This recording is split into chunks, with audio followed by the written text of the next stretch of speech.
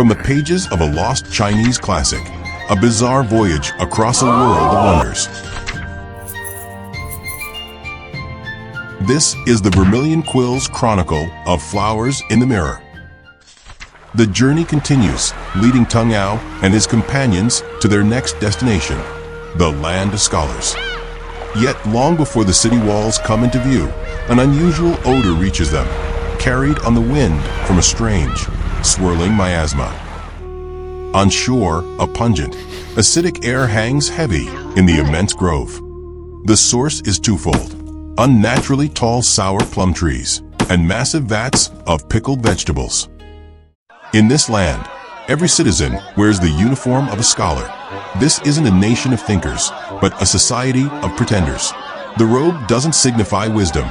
It is merely a mandatory costume in a nationwide performance of intellect. In the schoolhouses, the performance is paramount. The teacher recites misquoted classics with profound passion. Here, the accuracy of the text is irrelevant. What truly matters is the unwavering performance of authority. The students mirror the teacher's rapture, nodding as if in deep understanding. Truth lies not in the words, but in the confident performance of interpreting them. The motions are learned. The reverence is practiced. But the brush is dry and the page is blank. This is not education. It is the ritualized rehearsal of emptiness. The wise Duo Jiu-Gong watches from a distance. He sees not just a failed lesson, but a symptom of a deeper societal decay. It is a tragedy he has seen before, performed on countless other stages, under countless other names. Dressed as poets, they bargain like pawnbrokers. Their reverence is not for the tools of knowledge, but for the coin they might save. Their grand, scholarly words serve a single purpose: to haggle over every last penny. Having revealed their stinginess, they retreat to the one battlefield where they feel superior: empty words. They demand poetry, a performance of culture to mask their lack of character. But Lin Zhiyang plays by a different set of rules.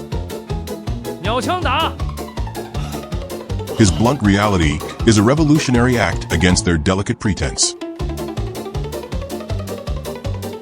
He has won, not with their rules, but with his own. He understands now, their culture is a fortress built of fragile words, easily shattered by a single, honest blow. The farce continues. Inside the tavern, the performance of civility reaches a new and more absurd height. Every gesture from the waiter was performed with the slow, deliberate gravity of a sacred ceremony. Here, even a simple complaint about sour wine is not met with an apology, but with a convoluted philosophical debate. For a man of action like Lin Zhiyang, this was not merely bad wine.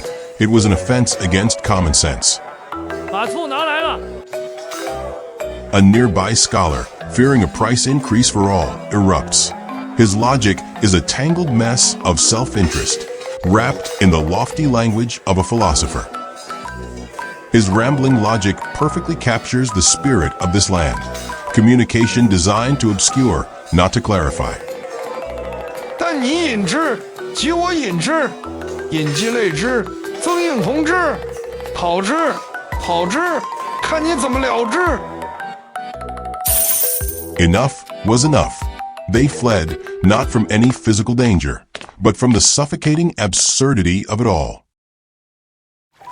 As the ship cut through the waves, the Land of Scholars and its sour miasma faded into memory. The absurdity was left behind, but the questions it raised would travel with them across the sea. The chroniclers note, the scholars of that land possessed the finest tools of knowledge, the elegant brush, the noble inkstone. Yet, their inkwells remained dry. They had mastered the performance of wisdom, but had forgotten its true purpose: to create, to question, and to connect. In our own age, flooded with information, where quoting is easier than understanding, how can we be sure our own inkwells are not also just elegantly dry?